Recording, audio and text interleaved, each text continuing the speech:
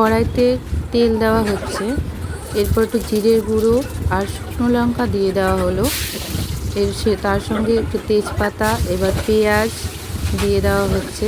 ভালো করে এগুলো গরম হয়ে যাওয়ার পর নাড়াচাড়া করা হচ্ছে।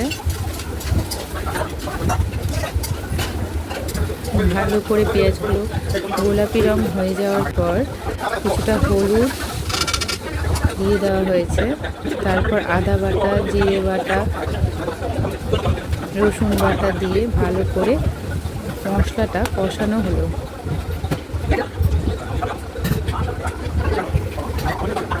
এটা তাও 5-6 মিনিট ধরে এই মশলাটা কষানো হচ্ছে।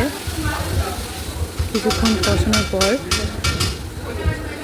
সেই সঙ্গে এখানে একটু গোলমরিচের গুঁড়োও দিয়ে দেওয়া হয়েছিল, সঙ্গে লঙ্কার গুঁড়ো দিয়ে দেওয়া হয়েছে। তার সাথে কিছু কাঁচা লঙ্কা দেওয়ার হয়েছে। ছেঁড়া কাঁচা লঙ্কা দেওয়ার পর পাঁঠার মাংসগুলোকে দিয়ে দেওয়া হলো। সঙ্গে এবার আলুও দিয়ে দেওয়া হয়েছে এবং ভালোভাবে মশলা যুক্ত মাংসটাকে কষানো হলো অনেকক্ষণ ধরে। তারপর কষানোর পর কিছুটা জল দিয়ে দেওয়া হয়েছে। এদিকে মাংস করতে শুরু করেছে। রাঁধুনি গরমে ঘেমে গেছে প্রচণ্ড। নামানোর আগে গরম মশলা দিয়ে সার্ভ করা হবে। এখন ব্যাস, রান্না রেডি।